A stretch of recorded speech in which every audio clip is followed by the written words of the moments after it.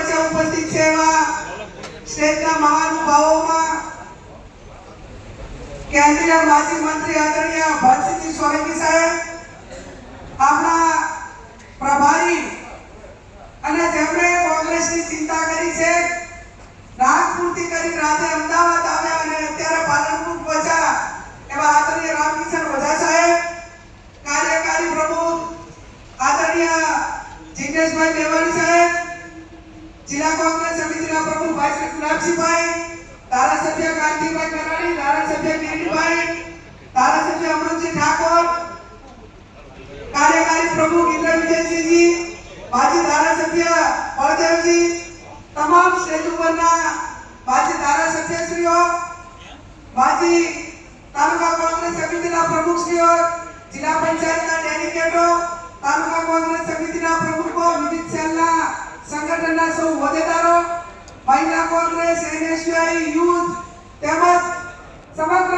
બનાસકાંઠા જિલ્લામાંથી પધારેલા ગામડેથી કોંગ્રેસના સૌ વરિષ્ઠ આગેવાનો, વડીલો, યુવાન ભાઈઓ અને બહેનો, મારી અગાઉ આપણા તમામ આગેવાનોએ, તમામ ધારાસભ્યોએ, તમામ માજી ધારાસભ્યોએ આવનાર સમયની અંદર કોંગ્રેસને કઈ રીતે મજબૂત કરવી એની વિગતથી વાત કરી છે.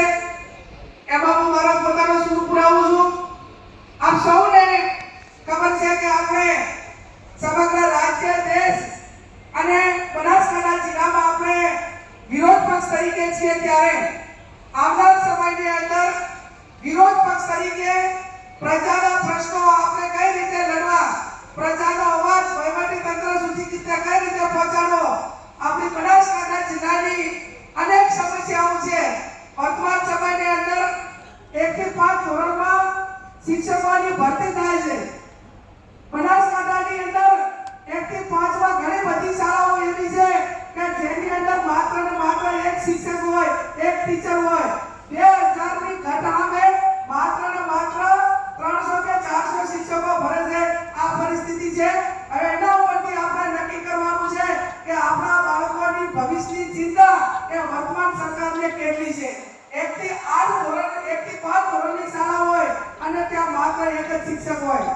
આપણા વરસાદ આપણા બનાસકાંઠાની અંદર પડ્યો, એમાં દાતા હોય, અહીંયા પાલનપુર, ડીસા સુધી કે મગફળીના પાકને ખૂબ ખેડૂતોને નુકસાન થયું. એના વળતર માટે પણ આવનાર સમયની અંદર આપણે ખેડૂતો માટે કોંગ્રેસ પાર્ટીને લડત આપવાની છે. માપણી સીટની અંદર ભૂલ સરકારની આના પહેલા 100 વર્ષ પહેલા માપણી સીટ થઈ હતી. એ ટાઈમે ના ગરબડ થઈ હોય, આટલી ટેકનોલોજી નથી, આટલા સંસાધનો નતા, છતાં પણ માપણી સીટની અંદર ત્યાં 1 ફૂટ ને 1 દોરવા કે ખેડૂતોને કે કોઈ સરકારી જમીનને નુકસાન ન થયું હોય એવી માપણી સીટ હતી. અને વર્તમાન સરકારે 100 વર્ષ પછી માપણી સીટ કરી આપણા પોતાના ખેડૂતોની જમીન હતી, ક્યાંક વધી ગઈ, ક્યાંક ઘટી ગઈ. જેટલી સરકારી જમીનો હતી એ તમામ જમીનો ભારતીય જનતા પાર્ટીના મળતિયા હોય એ કોઈને કોઈ રીતે મેનેજ કરીને અધિકારીઓને નાશ ખવડાવીને પોતાના નામે કરી નાખી. અને આજે ખેડૂતોને પોતાને લોન લેવી હોય, પોતાની જમીન વેચવી હોય, કોઈ ભાઈએ ભાગ પાડવા હોય તો પોતાની જમીનનું રેકર્ડ હરખો કરાવતા આજે લાખો રૂપિયા ડીઆરઆરમાં અને સરકારી વહીવટી તંત્રમાં આપવા પડે છે. એના સામે પણ આપણે લડાઈ લડવાની. સૌથી વધારે માપણી સીટની અંદર જો કોઈ નુકસાન થયું હોય તો બનાસકાંઠા જિલ્લાને થયું છે. અને એની લડાઈ એ તમામ વિગતો સાથે આવનાર સમયની અંદર આપણે લડવાની છે.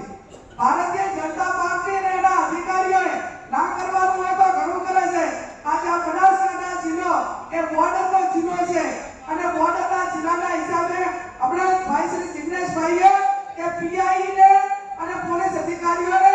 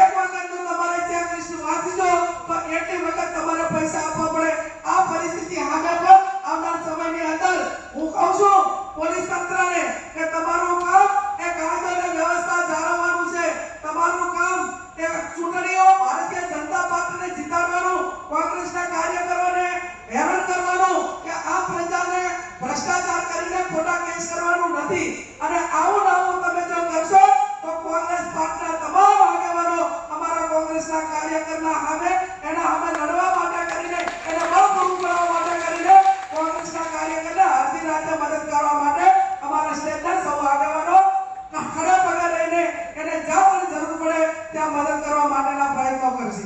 મારી આપ સૌને બે હાથ જોડીને વિનંતી છે કે જ્યારે અનેક આગેવાનોએ આપણા ઉપર ભરોસો મૂક્યો હોય, બનાસકાંઠા ઉપર ભરોસો મૂક્યો હોય, ત્યારે ભૂતકાળની અંદર જ્યારે બનાસકાંઠા જિલ્લાનું નિર્માણ થયું છે અને જેને પહેલા પ્રમુખથી કરીને ભરતસિંહ વાઘેલા સુધી અનેક જિલ્લા કોંગ્રેસ સમિતિના પ્રમુખો હોદ્દેદારોએ એમના જે જવાબદારી આપી હતી એ પૂરેપૂરી નિભાવી છે. એટલા માટે આપણે બનાસકાંઠા જિલ્લાને એને કોંગ્રેસનો ગઢ કહીએ છીએ.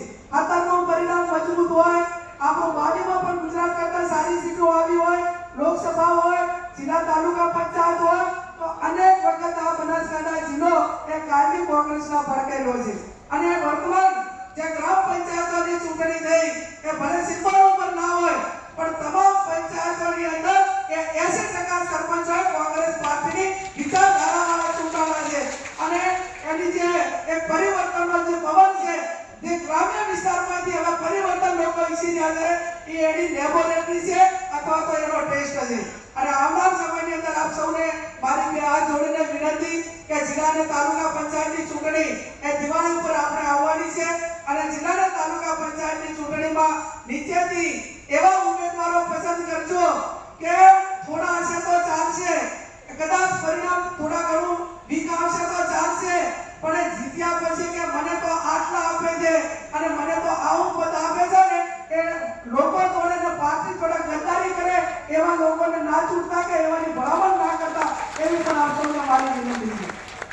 આજે ગૌરવથી બનાસકાંઠાના તમામ ધારાસભ્યોને અભિનંદન આપવાનું મન થાય સાહેબ કે ભરતસિંહ સોલંકી સાહેબ અને શક્તિસિંહ ગોયલ સાહેબની રાજ્યસભાની ચૂંટણી હોય કે અનેક વખત જે બનાસકાંઠાના ધારાસભ્યો હોય કે બનાસકાંઠાના કોંગ્રેસના હોદ્દેદાર હોય, એ આજ સુધી બનાસકાંઠાના મતદારોને નીચે જુઓ એવું એક પણ કામ નથી કર્યું, એક પણ વેચાણો નથી અને એક પણ પાર્ટી કે લોકો સાથે ગદ્દારી નથી કરી. ચાહે જિગ્નેશભાઈ મેવાણી હોય, ચાહે કાંતિભાઈ ખરાડી હોય, શિવાભાઈ હોય, અહીંયા નતાભાઈ હોય કે તમામ 2017 થી કરીને 22 ધારાસભ્યો હતા. ઘણા બધા મોટા પૈસા વાળા અને બીજા બધા હતા વેચાઈ ગયા, પણ અમે તમને ક્યાંય નીચું જોયું એવું નથી કર્યું. એ વાતનું મને આ બધા ઉપર ગૌરવ છે. અને આવનાર સમયની અંદર એવા મજબૂત કોંગ્રેસના કાર્યકરો આપણે જીતાડીએ કે જે પ્રજાને વફાદાર હોય, પાર્ટીને વફાદાર હોય, એ પોતાના વ્યક્તિગત સ્વાર્થ માટે નહીં પણ સેવા માટે સમર્પિત છે કે રાજકારણમાં આવીને લોકોની સેવા કરવી, સુખ દુઃખનું ભાગીદાર બનવું અને અન્યાય થતો હોય તો એની સામે લડવું, એ મિજાજ કાયમી આપણો બધાનો રહ્યો છે.